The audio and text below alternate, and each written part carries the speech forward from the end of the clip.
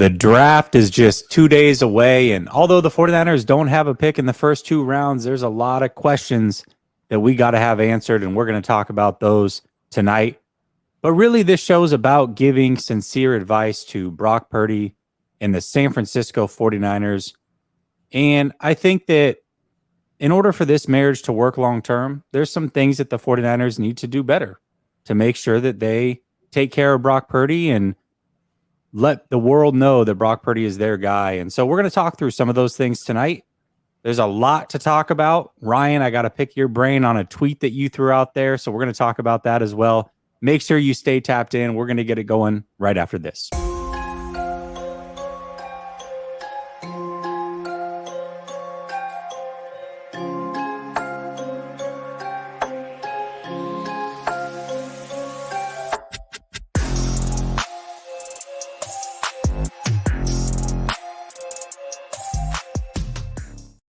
All right. Welcome back to Last Second Sports, where we are giving you our take down to the last second.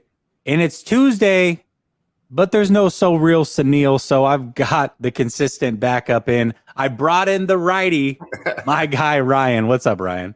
Not much, man. I'm the Brock Purdy of the show. You know, Sunil's Trey Lance or Jimmy, which one? It doesn't really matter. I'm the Brock Purdy, come to save the day, go on an 8-game winning streak. That's totally fair. Well, he's not Jimmy because I'm not shipping him out. And hopefully he's not Trey either. Maybe he's Sam Darnold. I don't know. I don't know if Neil's going to like being called Sam Darnold, by the way. Let's keep that between you and I. Nobody else is watching. There's no way that anybody is going to tell him that I said that. Let's say what's up to the chat real quick. Texas Niner. You don't believe me? He says that my titles get him every time. And the advice is going to be, if you don't play week 1 or you do play week 1 and lose, it's over.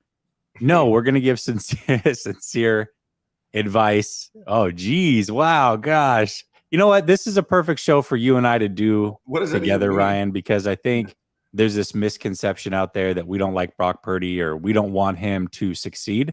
And so I think this show here is to kind of clear some of that up and really just give sincere advice to Brock Purdy and the San Francisco 49ers to make this whole thing work out. But before we get there, there are some things to talk about. And I know that this was a day ago, and I'm sure you've given your opinions on it, and I gave my opinions with Larry on it, but we haven't talked about it together, and maybe we came away with some different things. Let's quickly talk about the press conference and just what some of your takeaways were from that yesterday. Yeah, you know, John Lynch, he walked it back a little bit. Right. He was a little bit more harsh at something like in the owners meeting compared to this past week. And I don't know what that was. Maybe it's because he wasn't able to field as many of these calls that excited him. Right. Didn't really get what he was looking for, maybe. And he's kind of realizing, OK, we're not going to get what we want for him.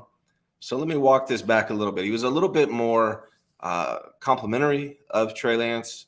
You know, he was asked if Trey Lance is going to be on the roster, and he said, absolutely, I expect Trey Lance to be on the roster in 2023 in this coming season. I think that was the big deal for me. Like, out of watching everything he said, that was the biggest takeaway, the biggest difference, the most confirming statement that he made. Yeah, absolutely. I think that I also think that they were pretty clear. And this is interesting because I know I think we agree that Trey's not going to get traded. Okay, we agree with that. But the possibility of him getting traded is there. It definitely is. And for the people that were like, well, you know, they would say this about anybody. And one of the questions that we talked about extensively, and we, you know, did it separately or what have you, but would the 49ers have answered at the owners meeting if they were asked about trading Bosa or Warner or Trent Williams or Debo?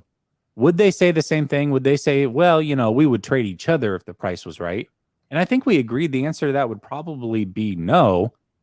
And then yesterday we got the answer to that because they talked about trading Nick Bosa and they're like, oh, no, that line is closed. So not that they're necessarily going to trade Trey or that they prefer to trade Trey, but they're definitely open to trading Trey. And I think anybody who thought differently, their eyes were opened to that possibility at yesterday's press conference. You think that's fair?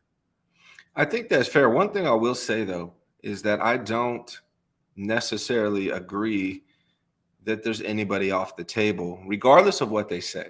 Obviously, Trey Lance is more on the table. If they had a great offer, something that swayed them, they would trade Trey Lance. But if somebody called them, I know they said, right, Nick Bosa, there's no way we're not taking those calls. But if somebody called him and said, hey, man, I'll give you 3 first-round draft picks for Nick Bosa, they're not going to just hang up. They're going to think about it. They may say no, but they're going to think about it. I don't care what any of these GMs say. Everybody's on the table for the right price. Outside of a handful of people, less than a handful, like a Patrick Mahomes, a Josh Allen, a Joe Burrows, those are the kind of players you don't consider trading. But a pass rusher, if the price was right, they would at least think about it. I don't give a damn what they say.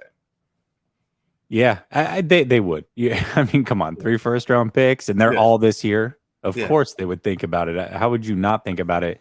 But the way that they talked about it was very different. And I think you and I also both agree, at least in hearing you talk, that we think that John Lynch has never really been a Trey Lance guy.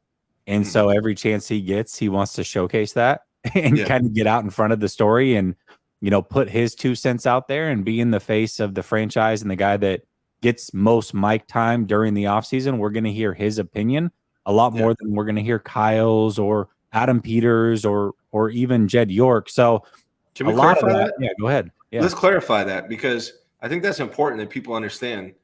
First of all, Jimmy Garoppolo is John Lynch's guy, right? He's the one that brought him over here.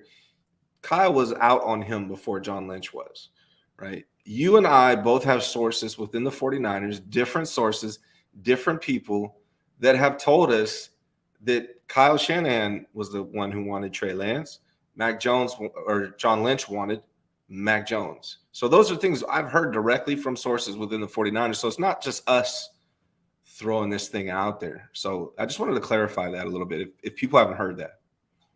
Yeah, I mean, we both have heard that from different people, and so we trust what we hear. Regardless of that, it does seem like the 49ers are in on Brock Purdy right now as the guy. And so that's fine. We'll see what happens with Trey. I think that it's important, at least for me, that Trey sticks around. But let's transition to Brandon Ayuk a little bit. So they did talk about Brandon Ayuk, and I know that his name has been floated out there as a trade possibility. I think most of that has come from outside of the organization. Just we know that teams are interested, the Giants being one of them, as they should be. They need a number 1 receiver. Brandon Ayuk fits that bill perfectly. But we haven't heard that they've been shopping him or listening to calls like we've heard about Trey Lance. But they talked about that, or John Lynch talked about that. What was your takeaways from that? Well, my takeaways on that, first of all, John Lynch's words basically reaffirm that they're not really interested at all in trading Brandon Ayuk. It would take a lot, right? Again, whenever they say they're not interested in trading so-and-so, they would for the right price. But I think that price is extremely high for a player like Brandon Ayuk, who I think is unreplaceable, at least with what they have on the roster right now. They would have to go out and find his replacement, which is going to be really hard to do unless you're getting like a top 10, top 15 draft pick. And it's a roll of the dice. You don't really know how that player is going to develop. When Brandon Ayuk, you got a for sure thing. And to me, he is the best wide receiver on the 49ers, and I don't think it's even close. So that would be really risky of them to move on from Brandon Ayuk without a clear replacement. He said specifically, we have special plans this year, and Brandon Ayuk is a big part of that. So Brandon Ayuk's not going anywhere this year at all, and I'm glad to hear that because he's one of my favorite offensive players on the Niners. Yeah, he's slowly becoming my favorite player on the 49ers. It's been Debo for a while, really since they drafted him, and just seeing how much he played with his heart and left it all out on the field. And he's still one of my favorites, but Brandon Ayuk is slowly creeping up there, is one of my favorites as well. And I hope that he's around for a long time. And when it comes down to making decisions to sign him next year and they're going to pick up the 5th-year option. But once next year comes around, it's time to start renegotiating for a long-term deal. I really hope they do right by him. And if they need to find money elsewhere, I hope it's, somewhere like a Kittle or a Debo, if that's what it comes down to. I think Brandon Ayuk should be here long-term. And I think his age helps keep him here long term if they do the right thing. So hopefully that's the case. I mean, he's got everything going for him. He's younger. He does everything right. He blocks. He's tough as hell. He's not scared of anybody at all. He's a great route runner. I mean, he's a really good wide receiver. He's a wide receiver on the 49ers. He's wide receiver 1 on the 49ers. He just is. And I expect him to have another good year this year. Yeah, Sam sees it. He puts the 3 ghosts up there. Nice. That's where did that come from? Can someone inform me about the ghost thing? Because I don't know what that is. But you don't know? Okay, so it was his. I don't know if it was his rookie year or his second year, but you know how they mic up players? They'll do like a mic'd up and then they spotlight a player. He was mic'd up, and he was having an awful game. I believe it was against the Patriots. And he went to his coach on the sideline after a drive and was like, "I'm seeing ghosts out there."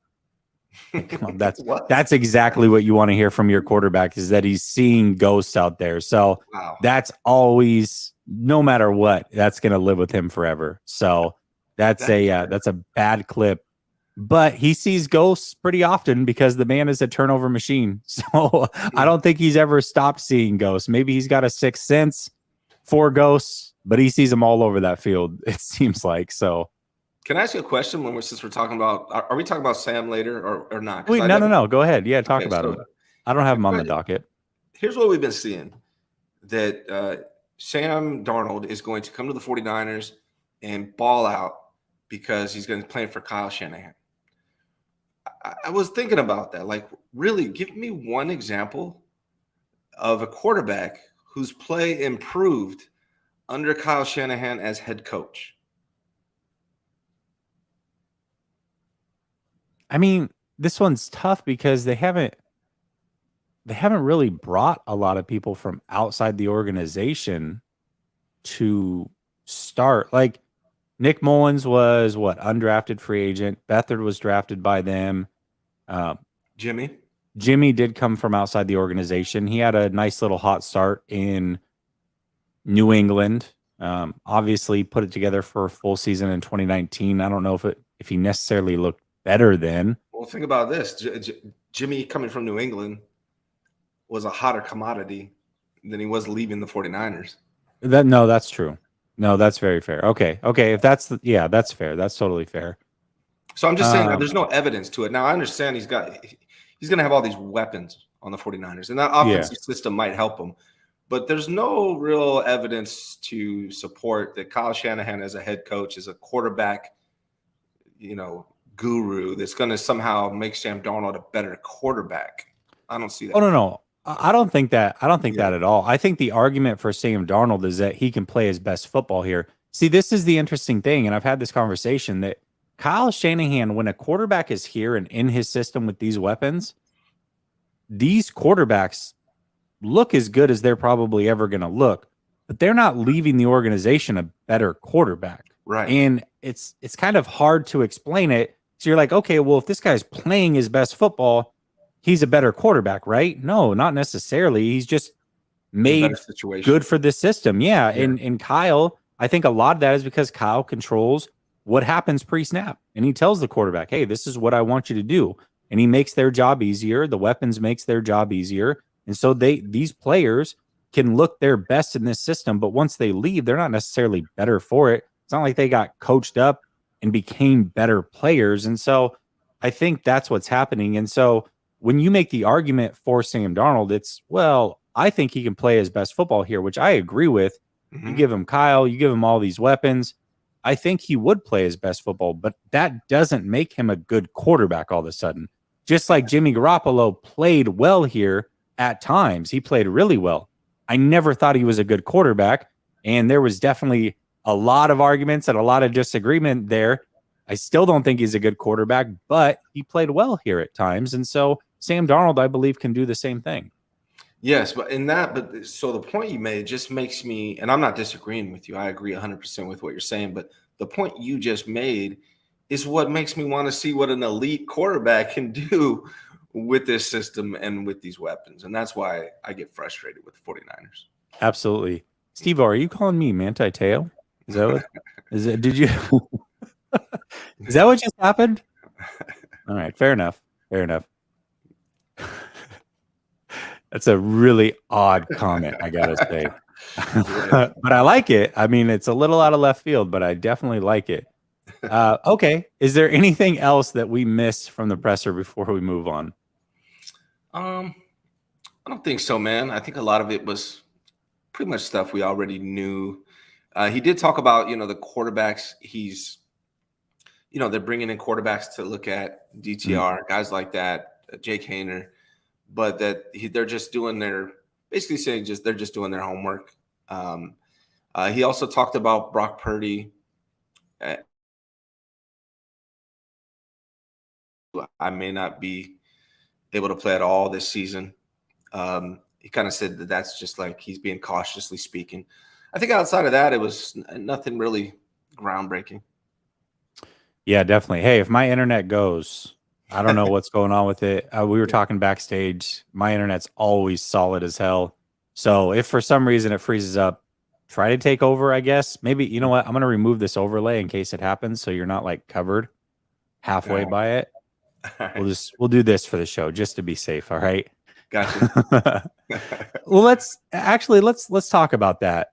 So we'll change the order of what I was going to go with. So I want to talk about a tweet that you threw out there, and you were talking about, and I want you to walk me through it. So you're talking about if they draft a quarterback, a lot of these guys are probably going to be potentially third round guys. And if they really want one of them, they're going to have to take them with one of these third round picks, whether it's Haener, whether it's DTR, whether it's Tune. I don't know who their guy is or who they would prefer, but you might have to take them in round 3. And so if they take one of these guys with one of their third round picks, you have a thought or a take about this. And I want to make sure that you set the tone and then we can talk through it. Yeah. So I was thinking about this. I'll put it this way. I'll answer your question with a question, which is what you're not supposed to do, right? All right. Would the Chiefs, Bills, Eagles, Jaguars, teams that have franchise quarterbacks, would they use their first pick in the draft, third round, or even if it wasn't their first, would they use a third round draft pick to acquire a quarterback? Would teams with franchise quarterbacks use a third round draft pick to acquire a quarterback? And the reason why I'm asking you that question now, and I do want your answer actually, what's your answer to that question? No, not at all. They wouldn't do that. They'd use that pick on something else, some other position within the team, some area of need, everything else. But they wouldn't be spending that on a quarterback, right? The Chiefs are not going to be spending a third round pick on a quarterback. Now, we heard John Lynch come out and say that, Brock Purdy's the guy, basically kind of crowned him as the quarterback for the 49ers, the man, right? And it made me just kind of question, like, if you guys go ahead and draft a DTR or a Haener, which I don't think they're going to do, but if they did draft a Haener or a DTR in the third round, to me, that says something about their confidence level in either Brock Purdy as a quarterback or his injury and his recovery. Because you don't do that if you have a franchise quarterback. That's why I expect a lot of people have been talking about like the DTRs or the Haeners or these kind of guys that the 49ers have been meeting with and could draft. I don't think they're going to draft those guys because of the reasons I just explained. If they do, that tells me they're not 100% on any of the quarterbacks, including Brock Purdy. Now, they could be 50-50 on Trey and maybe 80-20 on Brock, but they're not 100% if you go out and get a DTR or a Jake Haener, in my opinion. Yeah, I mean, I don't know. This thinking really hard or his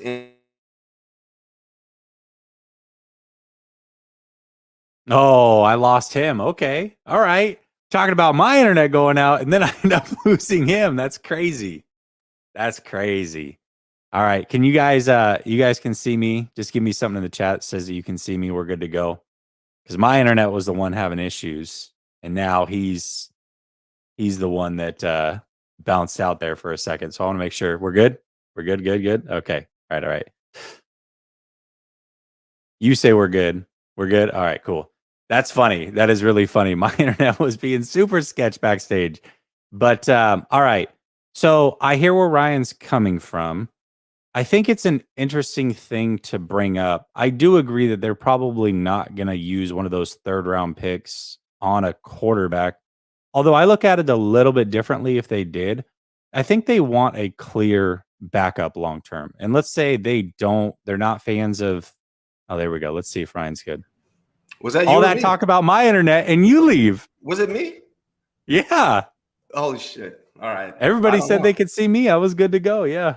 Wow. I had to ask. I was like, am I live? Am I out? And he's on. I don't know what's going on. I couldn't, when you're on this side of things, you have no idea. It's not like I'm watching it on YouTube. So I have no idea what's going on over there. But what I was trying to say was, I understand where you're coming from. I think it's a logical take. However, I do disagree a little bit, only from this standpoint. If they know that Brock Purdy is their guy, okay, Sam Darnold's on a 1-year deal. Trey Lance essentially could get traded at any point, including the draft potentially. So if Trey's on his way out, Sam's on a 1-year deal, you need a backup long term. Why not go cheap, but also somebody that you have confidence in, knowing that for whatever reason your quarterbacks go down? Doesn't mean you can't have a clear hierarchy as far as, hey, Brock's number 1, this guy's number 2. You're not necessarily having a competition or anything like that, but long term, you are going to need a guy. You might as well make it somebody cheap and just kind of roll that way. And so that to me might clear up the picture a little bit with the quarterback, at least from 2 back. But also, I think it says that Sam Darnold might not make this team. A lot of people are shooing in Sam Darnold to make this team. I don't necessarily agree with that. If Brock Purdy comes back healthy, Trey is better than him in training camp, and they know that he's the backup. Well, if you draft a guy in round 3, you can't throw him on the practice squad and lose him. So who's the odd man out? Well, at that point, it would be Sam Darnold. And, we can talk about the guaranteed money, but with the inflation of the cap and looking at what they did last year with Nate Sudfeld, it's really not any different. It's not different at all. So they definitely could move on from a Sam Darnold if this kid comes in and shows out. What do you think about them paying a quarterback more than Brock Purdy? A rookie. Well, that's what they would be doing. Yeah. To me, but Brock Purdy's the cheapest quarterback on the team right now. They're paying Sam Darnold more. They're paying Trey Lance more, but they're saying that Brock Purdy's their starter. Yeah, I just find it interesting. Remember, like when Jimmy wanted to come back, they said you can't make more than Trey Lance. Right? They made sure that he wasn't going to make more than Trey Lance. Yeah. So if they draft a quarterback in the 3rd round, that quarterback's going to be making more than Brock Purdy. And I just don't think that's going to happen. I think they're going to be more like 7th, 6th, or a UDFA for a rookie quarterback because of that, like a Stetson Bennett. I think Grant posted Stetson Bennett. It's a guy I've been liking. And I also don't think they're going to telegraph who they're going to draft from a quarterback standpoint. Maybe some of these other guys. I think you saw Steph Sanchez says out of the 30 visits they get per year, they end up drafting 2 of those 30.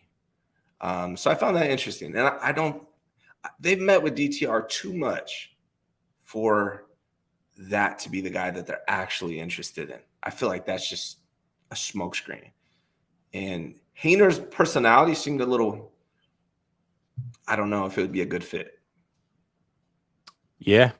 I mean, he was confident to be compared to Brock Purdy, basically. I don't know if you saw that, but he was basically tired of that shit. He's like enough. Like he did not like being compared to Brock Purdy. I mean, I don't know why not. Yeah. I guess you don't want to be a 7th round pick. That's fair. But I mean, I don't see. I mean, I have no problem with these kids thinking that they're better than the next guy or the last guy. I have no issue with it, but be careful because you get cocky like that and you could be the next Rosen. So, Rosen came in and was like, I'm going to make all the teams that passed up on me regret it. I love it. I love it in the moment, but in hindsight, probably not the best thing to say. So, Exactly. Yeah. Yeah, he said, bro looks angry instead of taking the compliment. Yeah, right. That's interesting. What's up, Fish and Chips? I'm waiting, Fish and Chips. I'm just kidding. Hold on. We'll go to the next topic. All right. I do want to talk about this.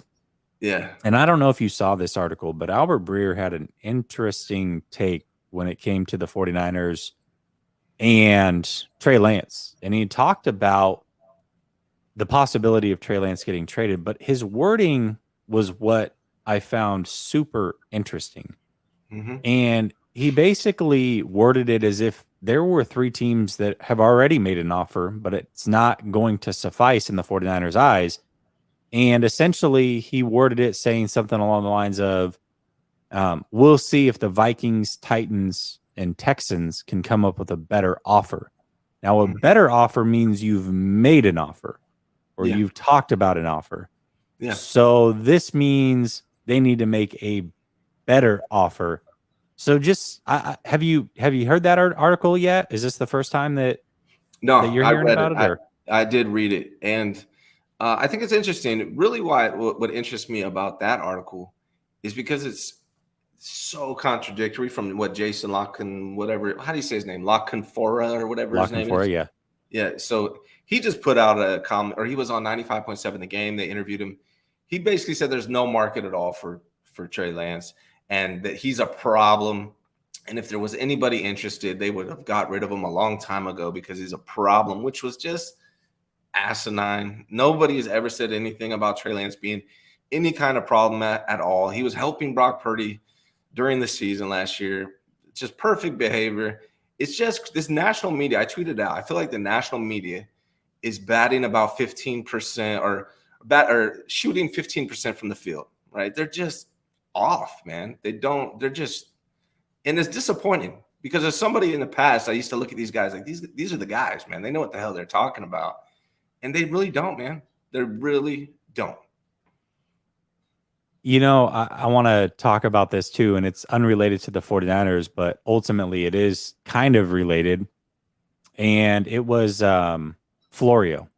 Florio had written an article, and he threw in there some really interesting tidbits, and it was about Aaron Rodgers going to the Jets. And he said, you know, we do believe, it was something along the lines of, we believe that the deal will eventually get done. Now, this was about a week ago. Obviously, it did eventually get done. We do believe that it'll eventually get done. But when you hear teams like the 49ers and whatever thrown into the mix, that is the national media going after clicks during the slow season. And even said that includes us as well. Like basically saying, hey, we're in it for clicks. The national media's in it for clicks. So when you hear these crazy stories coming out of left field during the slow time of year, that's what it is. So and it was kind of buried in there a little bit. You know, you had to go find it. But I thought that was a pretty big indictment on not only Florio and what they got going on over there, but also just the national media, because he's definitely plugged in. So now it's hard to look at it and say, okay, well, what's a smokescreen? What's not? You know, what's for clicks? What isn't for clicks? So there's a lot going on there. I found that very, very interesting.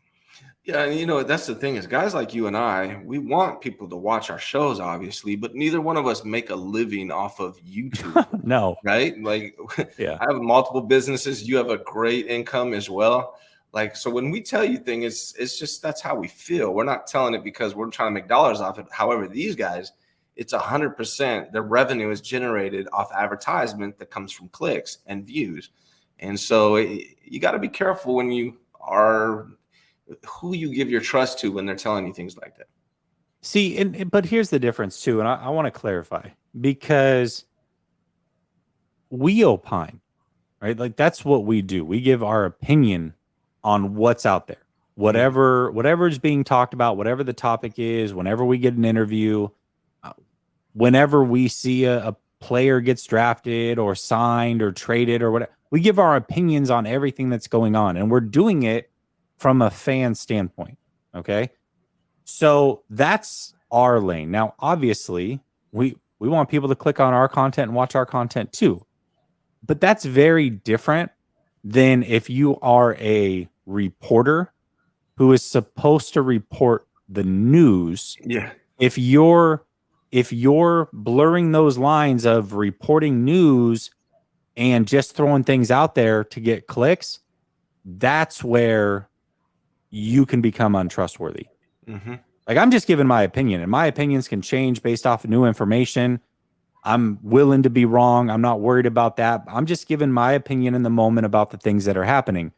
I'm not out here breaking news. These guys are news breakers. They are journalists. So I think some of that integrity can get called into question if you are out here throwing in things with the actual news that are just smoke screens and to get clicks. I think that's where I have the issue a little bit. Yeah, it's bothersome, man. They're just throwing darts. That's all they're doing, man. They're just throwing stuff out there, getting clicks, and it's honestly surprising. The more I do this, the more I realize how full of shit a lot of these guys are. Excuse my language. It's true. It's true. It's true. No, but this is it too, Steve-O, is all these guys are plugged in. I don't want to act as if they don't have legit things that they say or they aren't plugged in, because they are. They're definitely plugged in, and some with certain teams. Florio is the Minnesota Vikings guy, and I'm sure there's other front offices he's plugged in with. And you got guys like Ian Rappaport and what have you that are definitely plugged in. I mean, these guys are news breakers. So that's what makes it hard, though, is that when these same guys who are the ones that are breaking news and giving us the news now mix in their opinions or just throw things out there for clicks, it's really hard to decipher. Okay, well, what's real and what's not, and how far can I really trust you? That's where I draw the issue. If you've got a guy like Shannon Sharp and Skip Bayless, they're out there giving their opinion. Mm-hmm. I don't go to them for news, or when I used to watch them, I wasn't going to them for news. I was going to them for entertainment. Yes. I didn't care if they were right or they were wrong. I was just, hey, I'm entertained. I'm choosing a side that I agree with, and that's it. But I knew what it was. These guys weren't out here breaking news and being insiders. That's where I kind of have the issue. And there's two different seasons, really, for these guys, right? There's in season where they're reporting facts and things that, people want to know. And then there's the off season where they're reporting what teams want people to think. Mm-hmm. Two different things, right? The Niners could want you to think this and that about Trey Lance and Brock Purdy because they're planning to do something in regards to that, right? They could want other teams to hear this and that because they're trying to leverage a position to where they can get a certain player. So there's really different two seasons. Like, I trust those guys a lot more in season than I do right now, because a lot of time they're just telling us what teams want the public to know. Yeah, and that's very, very true. Now, when they break news on a guy signing with the team or whatever, that's different. Obviously we know that, okay, this is news, we can trust it, what have you. But there are some other things where, Ian Rappaport's a good example. He's on McAfee every week. Mm-hmm. And when he's saying things on there, a lot of that is just his opinion. Yeah. And so now you've got the news guy giving his opinion, or Schefter does it. He'll go on radio tour or whatever. And when he's talking, he's giving his opinion. But a lot of people will take that opinion as gospel because, well, hold on, this is the news guy. This is the guy that gives us information. So if he's giving information, even if it's his opinion, well, we believe it. We trust it. This is gospel. That's not necessarily the case. And so sometimes it is hard to kind of define and come up with clear lines in what is actually real and what is an opinion, especially coming from certain people. So yeah, 100%, sir. Yeah, it's just interesting. So, all right, let's the title of the show is Giving Sincere Advice for Brock Purdy and the 49ers. And I think, for me, I just started like really sitting back and thinking about it. And, whether this is what I would do or you would do, I think that's kind of irrelevant. I mean, if Brock Purdy's healthy midway through August, he's going to start for this team. And if he's not healthy till week 4, and if Sam Darnold or Trey Lance don't show out and aren't doing incredible things, chances are we're going to end up back with Brock Purdy starting. So if let's operate under that assumption for this topic here. And let's also make it clear, like, yes, that's not the decision that we would make necessarily, but as fans, like, we're going to rock with it. We want the team to win a Super Bowl. We want the team to be successful. And I think that we also both really admire and respect Brock Purdy.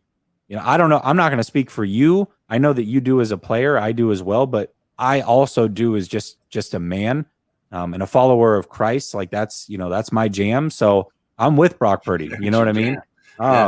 But if that's going to be the case, then I don't want to go through this every offseason. I know it's fun. Like, yes, it provides us content, but just as a fan, I just want to have a guy, and I want that guy to work. So if the franchise has chosen Brock Purdy as that guy, let's assume that is the situation here.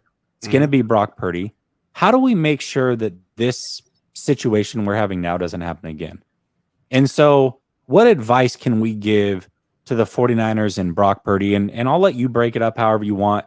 You know, maybe we can go back and forth with some ideas. You can give advice to Brock or the 49ers or both in one, however you want to do it. But I think we should give sincere advice because we want this thing to work out long term. If he is chosen as the guy, we want to win a Super Bowl and we want to just have a guy. So if it's Brock Purdy, how can we make this work long term? What's some advice you would give to those two? Maybe we should just let's talk about the advice we give to Brock Purdy. Both of us. We'll go back and forth on Brock Purdy advice first, and then we can go to the 49ers. But if that's okay with you. Yeah, that's totally fine, of course. But as far as like Brock Purdy's concerned, the first thing that I want to give him advice on, and luckily I think he has a really good circle around him. I think his family's heavily involved with him, which is great. It sounds like he has really good people around him that are giving him really good advice. So I think Brock Purdy is getting really good advice from his family already. But I agree. Let's pretend he's not. The first thing I would say would be regards to his health. Prioritize your long-term career over the immediate pressure you might feel you might be putting on yourself, or the 49ers might be putting on you, Kyle, whoever it is, your teammates. Prioritize your long-term health first and foremost. Do not rush yourself back on the field before you're ready. Make sure you are 100% ready and beyond, right? Do not rush that. And that goes physically. It also goes mentally. Make sure you are healthy physically, mentally, 100% before you step on that field. Don't let anyone rush you because they are stealing time from this young man for what he's been able to do. Getting paid $900,000 to perform at the level he performed at last year is robbery, essentially, right? For the amount of risk he's putting out there. I would say he's more than earned his contract already. Yes, and in California, man, if you get $900,000 in California, you're getting 500. You're getting 400,000, right? Mm-hmm. That's a steal. The guy has a roommate's in an apartment. He needs to make sure that he's prioritizing his long-term health so that he can cash in on his career. This is professional sports, man. Yes, they want to win championships and they want to be the quarterback and the man and all that stuff. But really, you can have an opportunity to provide generational wealth for your family, your kids, your grandkids, and you cannot risk that for anything. So that's the first bit of advice I would give. Yeah, I think that's good advice. You know, Brock Purdy is in a situation unlike Trey Lance from twofold, really. One, he's not getting paid near as much as Trey Lance. If Trey Lance never gets another contract in the league, he walked away with some good money. Yeah. He's going to do okay. He's going to be just fine. If Brock Purdy doesn't get another contract in this league, I mean, that's not change your life money. He didn't make change your life money. He made some good money for a few years, but it's not change your life money. So I think if football is what you want to do long term, and he definitely seems to be a football guy, like this is what he enjoys doing, then he definitely has to prioritize his health. But also the other way that he's different than Trey Lance is that he's kind of already set his path. Like Trey Lance is still unproven. There's a lot of questions about Trey Lance. Yeah. And if Trey Lance sits for this year and is released at the end of this season, his career might be done. I mean, 4 years or 3 years through the league, you really haven't played Yeah, you're going to get a shot somewhere else. Of course, somebody will take a shot, but it's an uphill battle for you. If Brock Purdy doesn't play this year, let's say they get rid of Trey Lance and Sam Darnold comes in and it's like, oh, he lights it on fire and looks really good. Brock Purdy's already put out a pretty good resume here. Like, he's going to have a chance to do something again in this league. And so that is two ways that he is different than Trey Lance. And so I think he definitely should prioritize his health. I would also say this, going back to the money portion, when it's time to get paid, get your money. Get your money. Don't play any games. So, Brock Purdy, they have him for 4 years, but after 3 years in this league, you can get paid. Now, you have to wait 3 years, and that's unfortunate for him because, like we both said, he's already well outplayed his contract. But when that 3 years is up, hey, man, if it takes a holdout, do not play that 4th year under that rookie deal. Get paid. You have to get paid. Don't play any games. Like, you're a nice guy, you're a good kid, all these things. Be selfish when the time comes to be selfish. And so if you're the franchise quarterback, get paid like the franchise quarterback. Yeah. Period. Point blank. You've got to make sure that you get paid and you do get that generational health. Look, I got killed over it. I reported that Jimmy Garoppolo, my source within the 49ers organization, who I've known since I was a kid, told me that Jimmy Garoppolo probably could have played in that game, that Eagles game. He probably could have suited up. And I reported that, the 49ers were not very happy about that. But if I'm Jimmy Garoppolo, I'm doing the same damn thing. Because if he would have played in that game and got injured, he would have missed out on his contract with the Raiders. It's a business. You got to understand it's a business, and Brock Purdy needs to look at it the same way. 100%. What other advice do you have for him? Advice for Brock Purdy, man, is really just be you, man. What got you here is what you've been doing so far is what got you to this point. You don't need to try to change things up. I would also, honestly, a bit of advice I'd give him is he's got to look out for himself first, right? And he can't worry about what's best for Trey Lance or what's best for Sam Darnold. Be a good teammate, but don't sacrifice what's best for you for those guys. I mean, that's some real honest truth I'm going to give Brock Purdy is don't sacrifice what's best for you to be an over-the-top good friend to Trey Lance and Sam Darnold. You have to think of yourself first. Yeah, I agree with that. Let me get to these super chats real quick before they go away. All day, every day, Kim is going back to what we were talking about with, Mike Florio and that conversation and throwing out smoke screens and what's real and what's not, and just saying that these sports channels are like TMZ. Yeah, I mean, they definitely can be. Yeah, go real ahead. Quick, Steve-O's been saying comments. He's saying Jay Glazer said otherwise about what? About what I reported about Jimmy Garoppolo. Mm-hmm. That's not true. That's not true at all. If anything, he confirmed it. You can ask Chase. Chase, what's his name? Chase. I know who you're talking about. With Chase Senior interviewed him, and I talked to Chase, and he basically confirmed what I said. So sorry for interrupting. But no, I heard the same thing. I'm with you. 2.0 says I just can't see how or why they would want. We're not even talking about Trey. Like this. Oh man.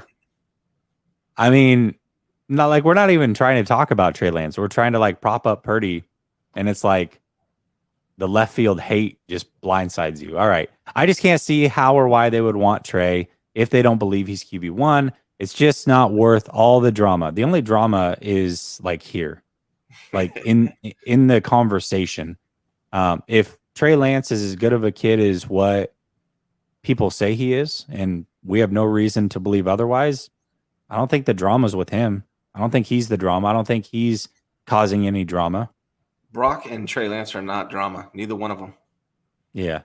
And questioning that will come along with every Purdy Sam mistake for a backup. Hey, listen, this is football, right? This is the same thing 2.0 that you said to Trey Lance about you got to go out and earn a job and football's not fair. And, who cares that he had Jimmy Garoppolo looking over his shoulder? You got to be the best player every week. I'm sorry, that applies now to Purdy, Sam, or whoever. Whoever the quarterback is going to have this pressure.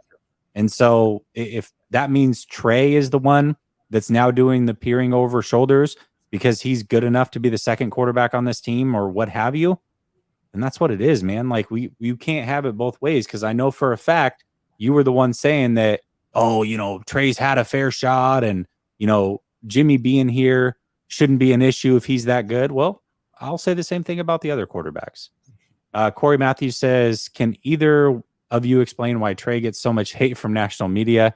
Saw that Lockenfora said that the Niners want to get rid of the problem. I did not see that specifically. Yeah, that's what I was talking about earlier when I said about his report. Yeah, he called him. They want to get rid of. There's no market. They said he said there's no market for Trey Lance, because if there was, they would get rid of him because they want to get rid of the problem. So first of all, there is a market. It's been reported by numerous sources. Oh, see, I didn't catch the problem. Maybe my internet was like tripping or something. I didn't catch you or hear you say the problem. I didn't catch that. Yeah, okay. He said that on 90. I think it was 95.7 The Game, I think is where he spoke. And he said the 49ers, if there's no market for Trey Lance, which is false. There's multiple teams have reached out to the 49ers for Trey Lance. And if there was, they would have taken it just to get rid of the problem. That's what he said about Trey Lance and the trade speculation that's going on right now. It makes no sense. Yeah, no, it doesn't. That's the problem. The problem is, like, when you have Baker Mayfield would have been, if you labeled Baker Mayfield the problem in Cleveland. Yep. Right. That makes sense. That lines up. Trey Lance hasn't caused any issues whatsoever, like zero at all. Yeah. So 2.0 says, I think you said yesterday that you would offer a third, but ultimately pay a second for Trey. Okay, so this was going back to Larry's show. Yeah, you or somebody had asked a specific question about what I would do if I was the Texans or the Colts.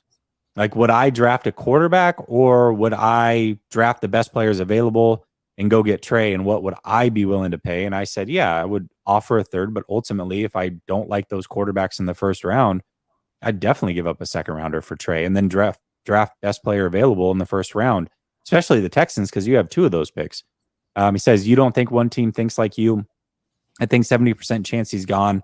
Just makes too much sense not to get rid of him. It depends on what they're offering. Again, I think one of the points that you or somebody else made on the show 2.0 is that, well, if Trey's not worth a second or a third, then that's an indictment on him. I mean, we might as well just basically throw him in the trash. It was essentially the comment. Like, this guy's garbage, get him out of here type of thing. But I look at it differently. Think about it like this. Whether you think Trey Lance is a better prospect than, let's say, DTR or not, DTR, you get 4 years on the cheap if you draft him in round 2. Okay. Yeah. Versus Trey Lance, you get 1 year, and then you've got to make a decision on that 5th-year option. So that's 1.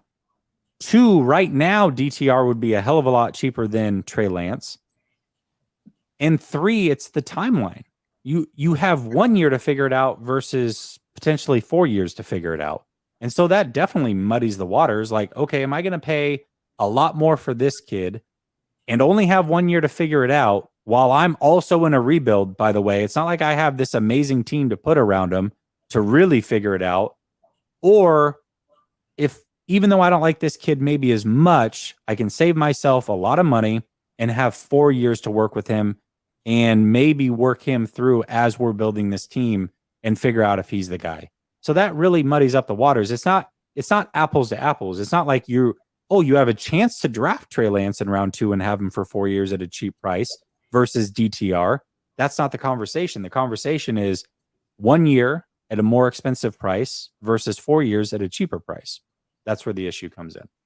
But all right, let's get back. Can I ask one question? I'm sorry. I know you're moving forward, but I just want to ask one question that always kind of mind boggles me. The people that think Trey Lance is horrible or just a bust and awful, if that's the case, why do you care if he's on the team if he's no threat to Brock Purdy? If you think he's just awful and Brock Purdy's the guy, then why do you care if he's on the team? If he's just a backup, who cares? Why is it an issue for you? That never made sense to me. I don't know. It doesn't make any sense to me either. I mean, if he isn't that, you don't think he's worse than third string quarterbacks in this league based off of what he has put on film. Like, there's no way that you think he's that bad. So that's where You know what I mean? Like that's where the issue comes in. All Day Every Day says 2.0 is the brand new Flav. I've seen that a lot. 2.0 says, Jess, can you explain how dead cap works? Do the 49ers actually have to pay $11.5 million, or is that just counted against the cap? If they pay that amount, what would the other team pay? Well, he'll be cheaper for another team this year, but they'll only have 1 year to figure it out before they would have to pick up the 5th-year option. So you still only have that 1 year. And then if you keep him next year, he still goes back up to, 10, 11 million for that new team. The 49ers, that's going to count against their cap no matter what. They're going to pay that money to get rid of Trey regardless. So, for this 1 year, I see what you're saying, but really, again, it's only a 1 year rental. And then next year, his price goes right back up for the new team. And so that's what makes it complicated. And you have to pick up his 5th-year option potentially if you like him. And if not, then he's a free agent after that 1 year. And if he does turn into something, well, now you're looking at a situation like the Giants, who didn't pick up the 5th-year option of Daniel Jones. I bet you they wish they would have now, because now they way overpaid for Daniel Jones. That's the situation you're putting this team in. And that it's actually a very fair comparison, because although the Giants had Daniel Jones the whole time, Brian Daboll was new to the situation. So Brian Daboll and the GM are like, well, hold on. We don't necessarily know this kid. We don't trust him. We're not picking up the 5th-year option. Well, they wish they would have at this point. But there's just no way to tell. And so that's what makes it really, really tough. And that's the situation that new team would be in. So, all right. Is there any more advice for Brock Purdy before we go to advice for the 49ers on how to make a marriage with Brock Purdy work long term? Here's the thing. Jimmy Garoppolo, when he started playing for the 49ers, he seemed to be more free, right? He seemed to play free. And he spoke about it this last year about in the press conference. I want to play free, right? He kind of spoke, he's basically talking about Kyle Shanahan, how he kind of just pins you in. I noticed with Brock Purdy, he seemed to play more free in the beginning when he took over. And then he started to become in that dump off guy, right? I would just try to encourage him. Like sometimes my kids get coached by coaches that I don't really, they're kind of restricting, right? Yeah. And I tell them, nod your head, say yes, coach, but then just go do your damn thing, right? And that's kind of what one thing I would tell Brock Purdy. If Kyle tries to dial you back, say yes, coach, got it, and just go play the way you've been playing. Yeah, absolutely. I think the other thing the 49ers should do is showcase Brock Purdy. I think that's probably an area of opportunity that they had with both Jimmy and Trey Lance. When you think you have the franchise guy, you showcase him like the franchise guy. You don't showcase him like he's a part of the team and we don't care who the quarterback is, which is basically the way the team, Kyle Shanahan, and the players have talked for the last few years when Jimmy was here, who they liked, and when Trey's been here. That's the vibe they've given off. And not just the vibe, frankly, that's what they've said, is the quarterback doesn't matter. Just give us a live arm and we can go win, is what they've told you. And so I think when you have a guy that you believe is the franchise guy, you showcase him in that manner. You talk about him a little bit differently than you would a wide receiver on the team. As good as Deebo Samuel is, he's not the quarterback. He's not as important as the franchise quarterback. And when you have a chance to do a brick by brick kind of showcase of a player, instead of doing Fred Warner for the 5th year in a row, maybe do Brock Purdy. When you have a chance to put somebody on the front of the game day flyer, instead of choosing Trent Williams, maybe choose Brock Purdy. And when you hang those banners outside the front of that stadium, Levi Stadium, maybe you should make sure that Brock Purdy is one of him, along with being a captain of the team. So when you have a guy that you believe is a franchise quarterback, treat him like a franchise quarterback. Yeah, if we're giving advice to the 49ers, I think that's a great one. Another one is have patience and understand. Like, I truly believe that Brock Purdy, I think it would be almost impossible for him to continue to play the way he played last year when he's coming back from this injury. He's going to lose games, right? He's not going to stay undefeated throughout his career. We have not seen what it's like for Brock Purdy to struggle and lose games, to lose more than one, right? To lose multiple games in a row. We have not experienced that with Brock Purdy.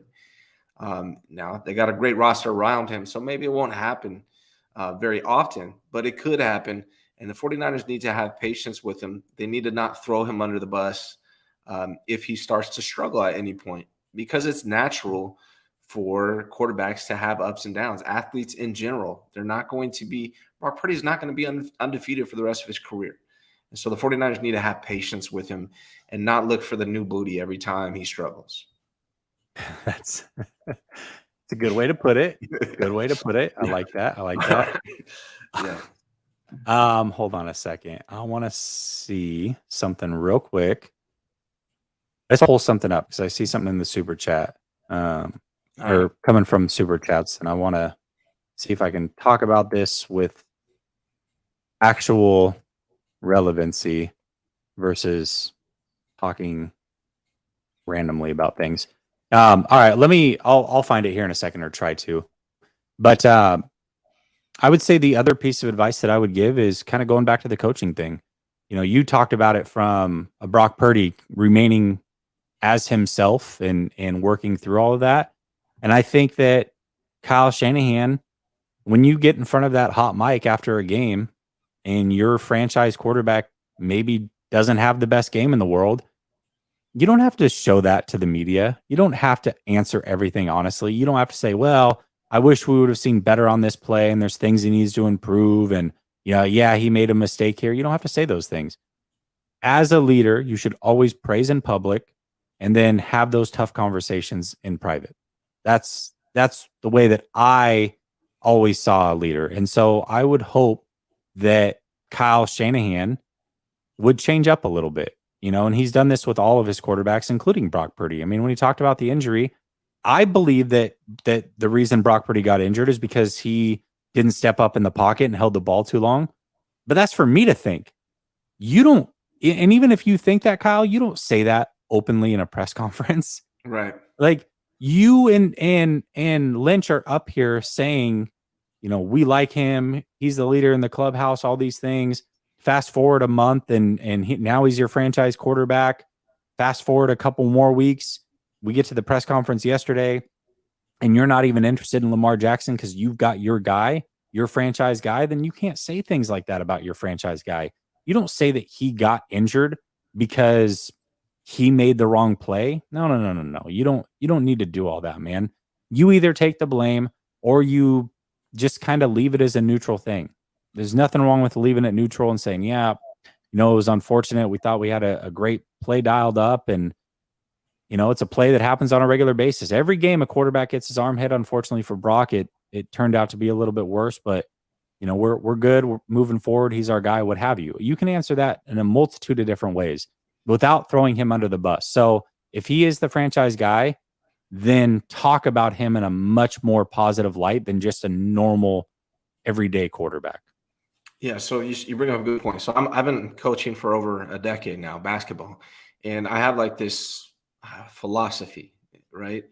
That when we win publicly, and when I say publicly, right, I'm not professional sports, I'm not on TV, but I mean like to the parents, to the fans, to the people that watching the game, to anybody that talks to me about it. When we win, it's because of the team.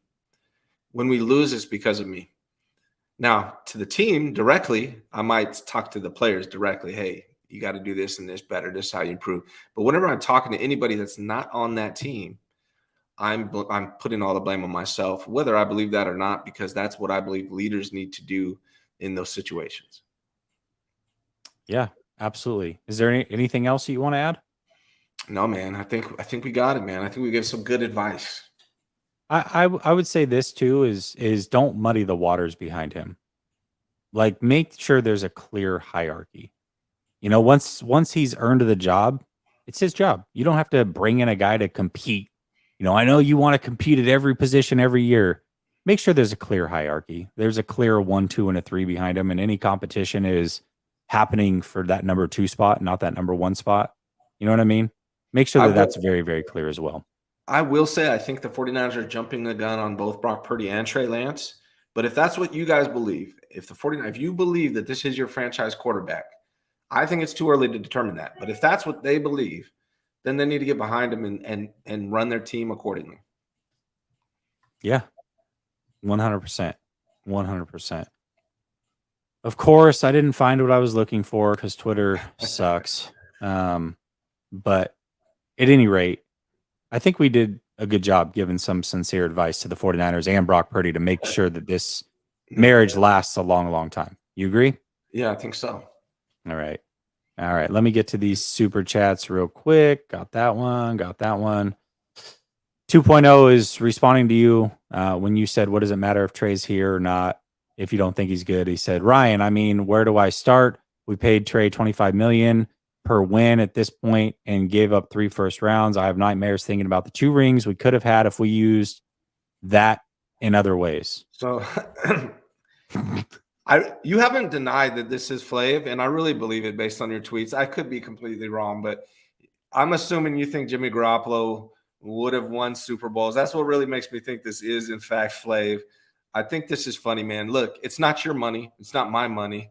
It's Jed York's money. That money hasn't hurt or set the team back at all. The roster is stacked from front to bottom. We're not missing out on players because of money. Okay, the quarterback room is extremely cheap. Even with Brock Purdy and Trey Lance combined is $10 million. The money is not an issue. You're not paying for it. It hasn't hurt anybody. But I appreciate the take, Flav. He says any backup could have beaten the Texans that one time. And this is what I was looking for. I had actually posted on Twitter a while back Herbert's numbers, Lawrence's numbers in those 2 games that year versus the Texans, Josh Allen's numbers, which were almost identical to Trey's versus the Texans. Trevor Lawrence twice, Mac Jones played the Texans that year, and I think Zach Wilson played the Texans, and then a few other quarterbacks. And Trey Lance outplayed all of them, every single one of them. Herbert, Lawrence twice, Mac Jones, I think it was Zach Wilson, had the same, literally an identical game to Josh Allen, and people want to crap on him for it. So any other player would have won that game, apparently. Okay. Now here's another opportunity to get the picks that could have, or at least potentially help us win, which is more than Trey ever did. So if you don't think Trey Lance is good, then you also have to operate under the assumption that not a lot's coming back. So based off of what you think of Trey Lance, I have a question for you, 2.0. If you were another team, what would you offer for Trey Lance? Because it's probably a lot different than what I would offer for Trey Lance. And what are you going to do with that pick that is going to help you win this year is my question. Who are you taking in round 5 or 6 or whatever that is going to help the team win this year? I'm curious to see who that player is, because if he exists, I'm all for it. But I don't know that that player exists in those rounds based off of your thoughts of Trey Lance. And I'm pretty sure that's probably what you think they would get for him. So, all right, moving on. I do want to talk about this Bleacher Report article that I read. And I thought it was really interesting. They ranked the teams in the NFL 1 through 32 as far as offensive weapons go. But what I found most interesting about this is they actually threw the quarterback into this conversation. So it was, wide receiver, running back, tight end, and quarterback. So based off of all of that all in, they ranked the 49ers 3rd in the league as far as their weaponry goes. And they said, hey, whether it's Brock Purdy, Trey Lance, we feel comfortable that the rest of these weapons are good enough that they'll be fine. And the teams that they ranked above them were number 1, the Bengals, and number 2, the Eagles. Do you agree with this ranking? Would you move the 49ers up? Would you leave them where they're at? Would you put another team or 2 ahead of them? What are your thoughts? They're 3rd in the NFL? In the NFL in offensive rankings, yep. I mean, I think they have some of the best. I think, yeah, I mean, the quarterback thing is interesting to me. But if that's where I kind of I don't know. Yeah. I mean, tight end, wide receivers, running back, CMC, George Kittle, Debo, Brandon Ayuk. I mean, Elijah Mitchell's even there. I mean, yeah, that's elite. That's possibly the best in the NFL. As far as quarterback, I mean, who's the quarterback? So it's who are they talking about? Are they talking about Brock Purdy, Sam Darnold, Trey Lance? We don't even know who the quarterback is. So That's what makes it very difficult for me. So yeah, I don't know. That's interesting. If we're not looking at the quarterback, I think they might be number one. But when you factor in the quarterback, first tell me what quarterback are we talking about? Right. Who's starting? That's one. Yeah. So that makes and what do they look like at the end of the season? Yeah, that's what makes it hard. I think I'm fine with 3. I wouldn't put them above the Eagles, or I wouldn't put them above the Bengals either. I think it's fair to say the Bengals probably number 1 with the quarterback included. I mean, they've got a really good running back, 3 really good wide receivers, an elite quarterback. But it's like, how much do you factor in the quarterback? Because for me, in order to have a chance to win a championship, you need that elite quarterback. Now, maybe one of these guys on the roster turns out to be that, but right now they're not that. And so how much do you weigh a Patrick Mahomes even without weapons, or a Josh Allen even without as many weapons? How much does that weigh into things? I'm not necessarily going to say that those teams are above the 49ers, because especially the Bills, like, there's just not a lot there. It's a skeleton crew outside of Diggs. It really is. It's a really bad job they've done surrounding Josh Allen. But one team that I would probably put comfortably in front of the 49ers right now, if we're including the quarterback position, would be the Chargers. I mean, you do have an elite quarterback there. You have a very good running back in Eckler. You have 3 wide receivers that you can really, really trust, and a good tight end. So I would say that I would comfortably put the Chargers ahead of the 49ers if we're including the quarterback position. And then I would probably slide in the 49ers at number 4. I think that's a good pick. I mean, you could honestly, if we're considering quarterbacks, you could put the Bills, the Chiefs, the Eagles, the Bengals, like all those guys, along with the Chargers above the 49ers, if you're considering quarterback, because I don't know if they're talking about Brock Purdy, I don't know when he's going to come back, how he's going to come back off of this injury. So I'm not comfortable ranking them 3rd, including the quarterback. Yeah. I mean, yeah, I don't know. But the rest of the weapons are so damn good. I mean, if we take the quarterback out of it, they're number 1. They're number 1, right? Like, they go from 3 or 4 or whatever to number 1. And so that's where it gets really interesting. It's just, we don't know. And that doesn't matter who the quarterback is, whether it's Purdy or Trey or like, we can't say, as much as we think of Trey Lance and what he could become, there's no definite there. I'm certainly not putting him above any of those other guys. He hasn't earned that.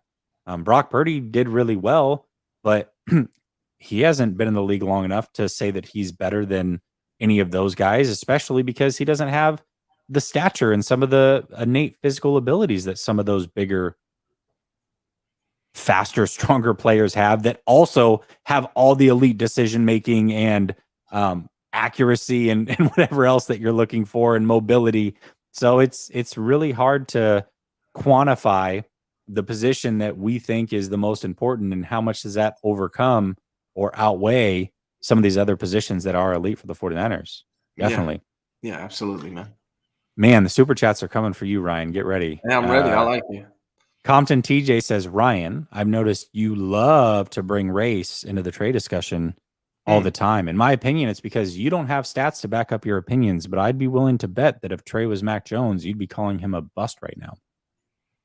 Okay. There's a lot to unpack there. First of all, I didn't bring up race today. That would be you. Second of all, I love it when people accuse me of being racist against white people.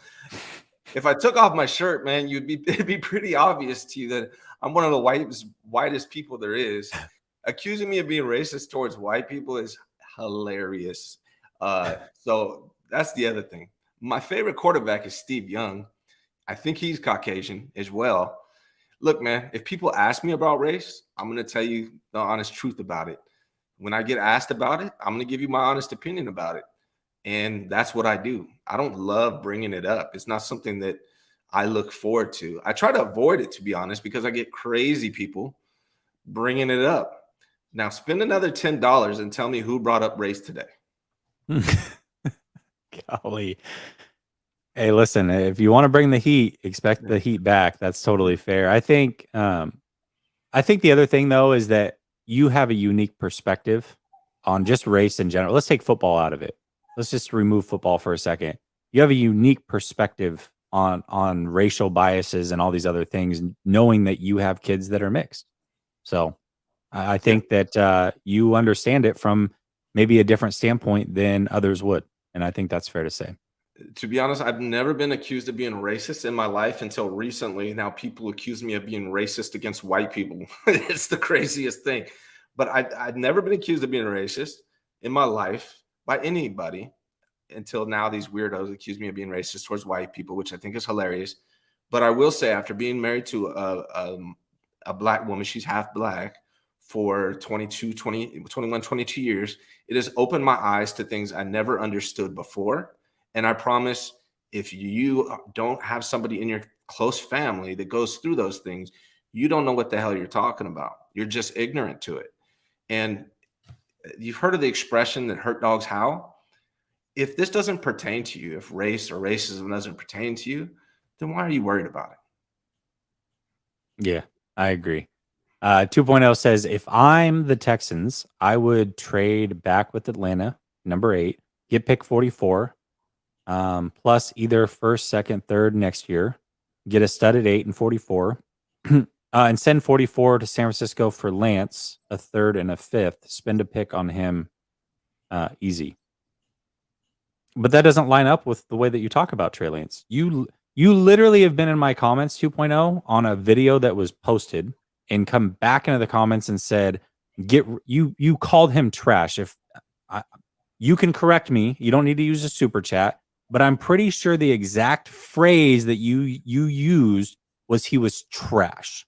So if you think he's a trash player, then that right there that you said he is worth doesn't line up. Those are two completely different things. You can't have it both ways. The way that you describe Trey Lance is he is worth a 5th round pick or later by itself, if not just cutting him. And I'm pretty sure you actually said in that same comment that you called him trash that you would just cut him, get him off the team already. You're frustrated. You're done with it. So those things don't line up, brother. Like, they just don't. You're not going to get those things. If you're the GM, you don't think highly of him. You're not giving up anything for Trey Lance. I'm sorry. So again, by just getting rid of Trey Lance and throwing out a 5th, 6th, or 7th, you find me the player that you're getting. Or if you genuinely would give up this compensation, if you were the Texans GM, then that tells me that your strong stance that you portray in the chat is inaccurate. So one thing's not adding up. Something's not jiving. Either you think higher of Lance than what you portray, or you're throwing out something that you wouldn't actually give up if you were the GM. I don't know which one it is. You can clarify. Don't spend any more money to do so, brother. You don't have to do that, but I am curious to see which one is wrong here. Fish and Chip says RQB strolls the sideline each week, not top 5. QB strolls. Oh. Are you talking? Are you talking about Kyle Shanahan? Is he our quarterback? Is that what you're saying? All right. If so, fair play to you. Fair play to you.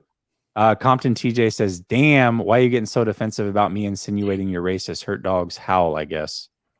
Bro. He's white, bro. He's literally a white guy. Like, I don't know. Like, I know a lot of people think that you're not white. You are. You're very white. So that's why his own blood is white. So to be racist against his own blood would be a weird thing as well. Hey, like, man, come on, man. Compton, if you think I'm racist against white quarterbacks, then great. I'm racist against white quarterbacks, buddy. I'll just go along with it. Like, who gives a crap at this point what you think, dude? But you can keep spinning. I'm all for it. No, I didn't block you from using super chats. That's not even a thing. I either have to block you completely or whatever. I definitely didn't block you. I just don't want you to keep spending your money to have this conversation, because I'm asking you a question. I don't want you to then spend $5 or $10 to answer it. I don't think that's fair to ask. I asked you a question. So you blocked me for super chats, so can respond here anyways. In my deal, the Texans pick is free from trading back. I don't like any of the early quarterbacks in this draft. Okay, but you don't like Trey Lance either. So, yeah. No, Ryan's not Mexican. He's a white guy. My whole life, people have been speaking Spanish to me my whole life. You're like, I'm sorry. I don't know. Official BNA Music says, I can't think of a trash player who's worth a premium pick in a trade. Spend that money 2.0. Jesse needs soundproof. Hey, listen, I don't mind having a back and forth. I appreciate him donating money for sure. But when I ask a question, I'm not going to ask for money back in return as well. So, okay. So we talked about that one. Let's answer some draft questions because we are 2 days away from the draft. Okay. What just happened? I don't even know. And this is the thing. It's like when you're on this side, it's super disrespectful if somebody pays money, especially to not read that super chat. But there are times where it's like, brother, I'm almost better off being disrespectful because the way that this thing gets derailed, and then it's like you've got to defend yourself based off of whatever crazy thinking has gone your way. And so now all of a sudden, like, there's no winning for you. You're the one that's on screen. So there's no winning for you defending yourself. You know what I mean? So it's like, I don't know. It's hard to figure out, like, should I read the super chat? Should I not read the super chat? Hey, man, Am I a jerk if I don't read the super? I don't know. It's an awkward situation to be in. I do appreciate people donating for sure. I appreciate people tuning in. But man, you throw some crazy stuff out here, it definitely gets derailed very, very quickly in a direction that I didn't want to go. So it's all good, anyways. Okay, so some draft questions for you. I answered these questions last week, so I'm not going to reiterate those. If you want to know my answer to these questions, you can go to last week's show with Sunil and get my answers. But I do have some questions for you. Has anything changed? You still believe that Trey's not getting traded, right? That was one of the questions I had. I mean, I think there's a market for him, unlike what La Cafora says. It's just not what the 49ers want for him. I think the 49ers value him higher than what the offers they're receiving. So I think they're going to turn down those offers. I don't see them getting what they're probably going to want. So I don't think he's going to be traded on draft night. Yeah. Okay. All right. That's totally fair. Do you think any player gets traded on draft night? I mean, do I think if I had to bet money, I would say no. There's a couple that you could maybe see them parting with, but I don't think they're going to get a lot for him. You know, guys like Kinlaw, I could see them maybe wanting to trade, and maybe they will trade him at some point. But it's probably for another player, not for a draft pick. Then there's the whole the running backs, right? Like I could see them trading a running back because I think Kyle Shanahan is going to be really tempted to draft one like he likes to do every year, and there's not going to be room for five running backs on this team. So I could see TDP being in play here, or one of the other running backs. You know, it's not going to be CMC, obviously. It's not going to be Mason. So I could see one of those guys going, but honestly, I don't think it's going to happen. I think they're just going to stick with the players they have for now. 2.0. It had to have been one of my admins. I didn't put you in timeout. Definitely didn't do that. So if an admin put you in timeout, I don't know if there was something else that you said, but admins, like, I do appreciate it, but he's not. As much as I disagree with everything he says, I don't think he's getting personal or harming anyone. So I wouldn't say that's a reason to put somebody in timeout. Now, if somebody's getting personal and kind of going after somebody's characters, like, one rule that I always say with the channel is attack the opinion, not the person. Like, We're just talking football here. Yes, our opinions couldn't be more vastly different. But he's not attacking me personally or attacking, at least from what I've seen, attacking anybody personally. So don't put those people in timeout. If you see somebody attacking somebody personally, those are probably the people that you want to maybe lay the law down on. But no, that wasn't me. I didn't put you in timeout, brother. Okay. I know that you said you don't think a player will get traded. If you did have to pick one player, who would that player be that does get traded? Man, if I had to pick one on draft day, during the draft of some point, whether it's first round, second round, whatever. That's tough, man. If I had to pick one, I guess I'm gonna say TDP, man. I don't think it's likely, but I don't know if TDP is gonna make this roster because we saw what happened to Trey Sermon, who was the 3rd round pick for the 49ers. They ended up releasing him later on. And I think the 49ers are going to go after another running back in this draft. I would be really surprised if they don't. And so I could see them possibly moving on a guy like TDP. Okay. That's fair. The player that I mentioned was actually a running back also, but it was Elijah Mitchell. I could see that too. Yeah. Yeah. Just because Elijah Mitchell, you could probably get something actually pretty decent for him. Yeah. Definitely more than what you spent on him. And he has been a little bit injury prone. If they really like Mason, then they can just move him up the depth chart. Again, it comes to question, what do they think of TDP? And then you can definitely just play it all over again and draft a running back in round 5 or what have you. So, yeah, I agree. I think the running back position is a position definitely that we could go after. And BNA brings up Jennings. And I think that might be a possible one that they could look at as well because they're probably not going to re-sign him. This might be his last year. And if they have a wide receiver that they really like, I could see them moving on Jennings too. Yeah. No, yeah, I think that Jennings is a guy that probably won't be here past this year, if I had to guess. So maybe if they do feel comfortable with somebody, maybe they feel comfortable with Conley or Danny Gray or, whoever. So yeah, I guess I could see that as a possibility for sure. It's not like they would take a major cap hit to move him. So yeah, that's fair. Okay. Do you think the 49ers trade up in this draft or do they stand pat with that 99th overall pick? I think they're going to trade up twice.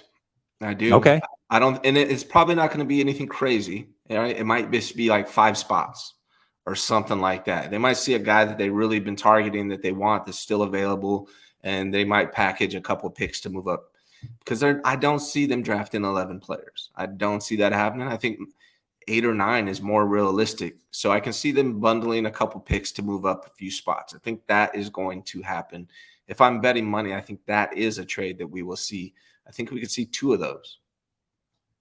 Okay. I like it. I definitely do like it. And while we're talking draft, I just want to throw this shout out as well. Pinned at the top of the chat is a link to the second channel. 2 things going on there. One, first round of the draft, going to be live over on the second channel. Just because it's not going to be 49er related and I don't want to muddy the content, that second channel is all NFL content. It'll be my first time going live on the second channel, but I will be there for the whole first round. So definitely tap in over there, show some support. Also, if you go to the second channel, the draft, the show is built.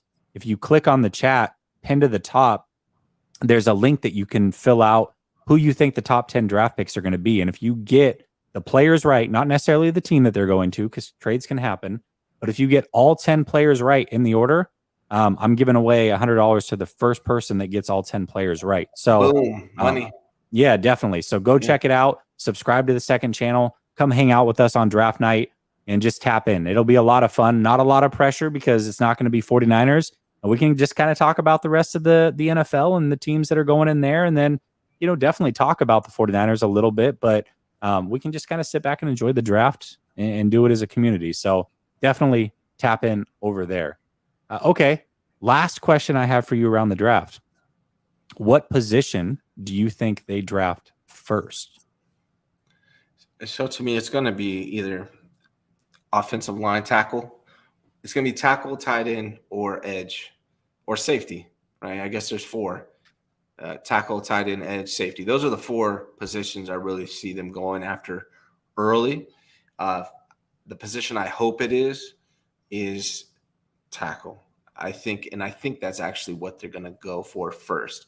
The 49ers have a need at tackle. They have a need this year at right tackle, and they're going to have a need that's opening up soon at left tackle when Trent Williams decides to retire.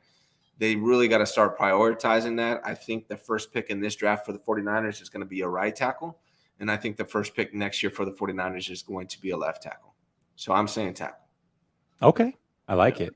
I like it. All right. That's bold. That's bold. I like it. Then you're right. I don't know if they do trade up. But one thing we talked about on your show earlier is that they really could use all three of those picks if some players fall, because there is 4 or 5 positions that you could arguably say are the most important for this team right now. Like they're it's a good team, don't get me wrong, but the depth maybe of years past isn't quite there because they have, the draft picks on Trey, the draft picks on CMC. Eventually, you got to replenish the cabinet a little bit. And so they need to kind of hit on some of the players in this draft, and some of those players, I mean, might become very important. So if you need a safety, a tackle, an outside corner, a tight end, an edge rusher, man, it sure would be nice to get 3 of those spots filled right there at 99, 101, and 102. So we'll see. We'll see if they do trade up, because if they do trade up, it's going to take multiple of those picks, if not all 3 of them potentially, and or a player. So I'm curious to see what happens on draft night for sure. Yeah, and I don't necessarily. I was hoping for them to move up way up in the front of the draft earlier in the offseason. That's kind of what I predicted. I don't think that's going to happen. No, but I can see them throughout the draft, through the 3rd through 7th round, using a couple of picks to move up a few spots and grab the guy they want. Yeah, and to be fair, that it doesn't necessarily have to be in the 3rd round with those picks. It could be later in the draft where they move up and mortgage a couple of those picks, or a future pick, or a player, or what have you. So, all right, yeah, I like it. I like it. It's the Come at Ryan show, apparently. Kid Carter says, Ryan, what makes you think the Niners value him too much? Talking about Trey. Think playing a one-arm Jimmy G over him, bringing Jimmy Garoppolo back, or making him compete with Darnold. Come on, bro. How many signs do you need that they don't like him? Don't like him? I don't think that's true. I don't think they don't like him. I think they value him more than the offers that they're getting. That's what I said, right? I'm not saying that they think that they like him as much as Brock Purdy, or that they think he's this a ginormous quarterback that's going to be amazing. What I'm saying is they don't – the offers that they're getting for him, which are probably 4th rounders, that's not enough for them. They value him higher than that. And as far as Sam Darnold coming in to compete, I expected the 49ers to sign a quarterback like Sam Darnold. I completely expected it. Not a surprise to me at all. The 49ers played 5 quarterbacks last year. They need to get as many competent quarterbacks as they can. And so if he has to compete with Sam Darnold, who cares? If he gets beat by Sam Darnold, he's not that guy. A lot of people think I'm more invested in Trey Lance than I am. I just think out of everyone on the roster, he has the highest ceiling. I want the 49ers to have an elite quarterback. I want to see if Trey Lance can be an elite quarterback. I'm not saying he is going to be. I just want to see if he can. Yeah, definitely. I think that's all pretty clear. Ryan says, hey, bro, what are your thoughts on the Rodgers trade? Did the Jets do okay? I think that was now that we know what the compensation is, I think that was the hang up the whole time. I think it was next year's pick. So they ended up getting a 2nd rounder that could conditionally be a 1st if Rodgers plays like 10 games or something like that this year. I think the Packers just wanted a 1st next year, period. And the Jets are probably saying, well, hold on. If Rodgers plays 1 year and retires and we give you a 1st next year, we're screwed. Like, why would we do that if he's not even on our team? And so they probably were like, hey, we'll give you a 2nd. We'll make it a conditional 1st if he plays for us next year. But if not, like, we're not giving you a 1st round pick. And so that was probably where the hang up is. I think the Jets did fine. I definitely think the Jets did fine. I also don't think that they're good enough to win a Super Bowl. And so they better hope that he plays next year. But yeah, that's interesting. I think Fish and Chips. Oh, he said, don't start talking about the Bears again, Jesse. I'll start to worry. He taps in over on the 2nd channel. Definitely have had some Bears conversations over there. Keep Kyle out of the war room. Destructive vibe. Is that your piece of advice? Is keep him out of the war room? I like it. Knees says, since it's inevitable, is there a 3rd round running back you wouldn't hate them drafting? Yes. Israel Abanikanda. I don't know if I'm saying his name wrong. I apologize if it's wrong, but I really like that guy. They're going to draft a running back. I don't know if it's going to be in the third. I really doubt it's the third, but they are going to get a running back.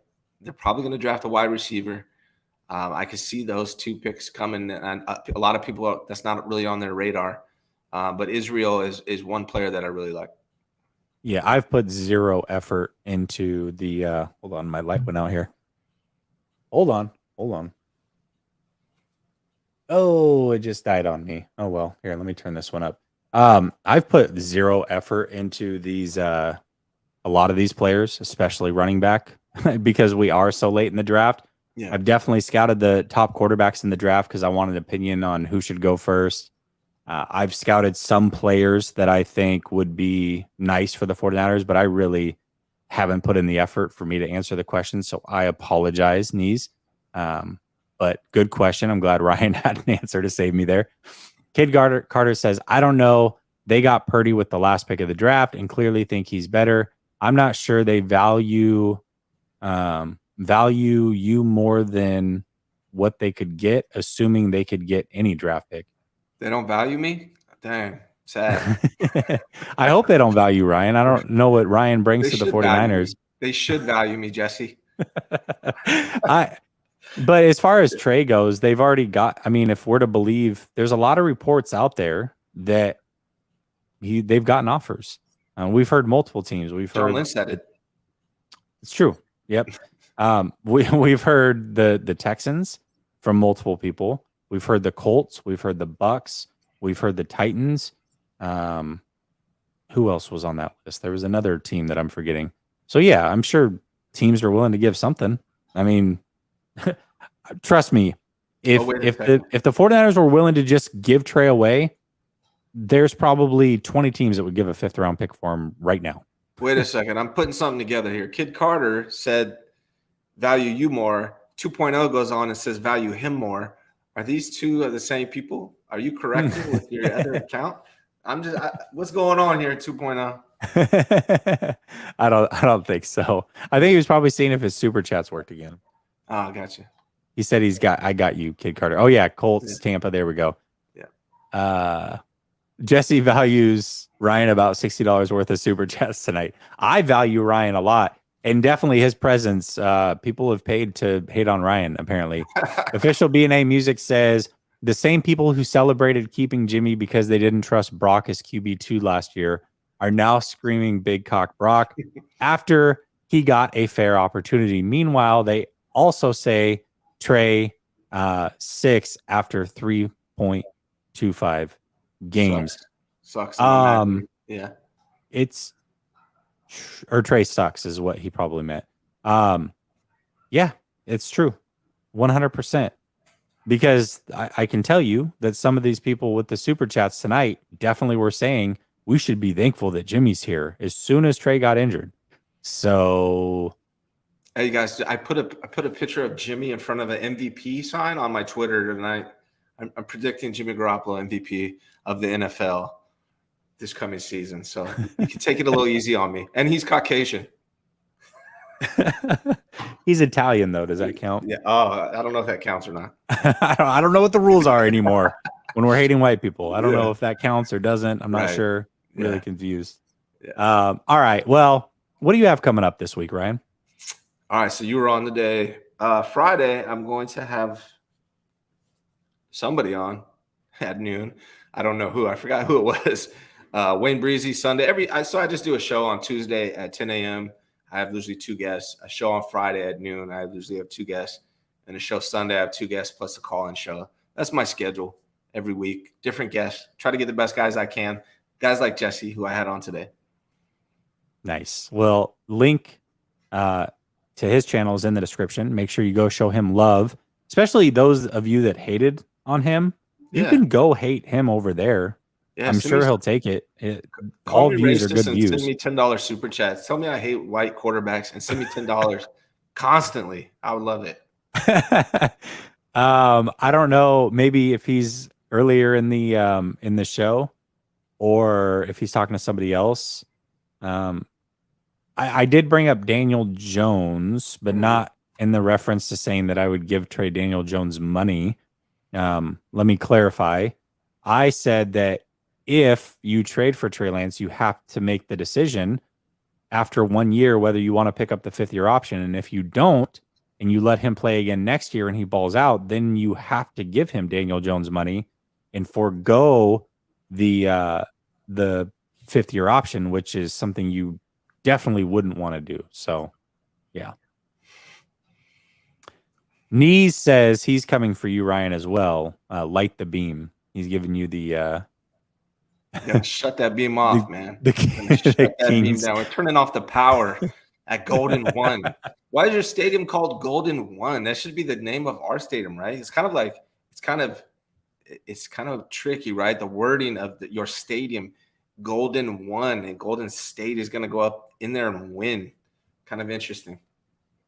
I am trying to decide. So I'm going live Thursday on the second channel for the draft. I would love to go live Friday as soon as round 3 starts, but my kid has a football game that I coach, so I may not be able to make that happen. Normally tomorrow I would do a call-in show, but that is going to be during the Warriors and Kings game. There's a lot of you that are going to tune into that. So if you want a call-in show tomorrow, then I would say after this is over, go into the comment section of the show and say, hey, I want a call-in show tomorrow, and I'll deliver. But if there's not demand for it because you guys are going to be watching the NBA playoffs, then I'll just go live with Grant and then do the draft on Thursday. So you guys let me know. I'm not going to do a call-in show if there's not a demand for it, and I understand why there wouldn't be. But if you want one, let me know, and I will definitely do one. Ryan, thank you so much on short notice for coming on with me. I loved coming on your show this morning. Thank you for giving me much more time than what I could give you, unfortunately, this morning. Appreciate you. Definitely show love over to Ryan. And until tomorrow, when I'll be back with Grant for sure, peace.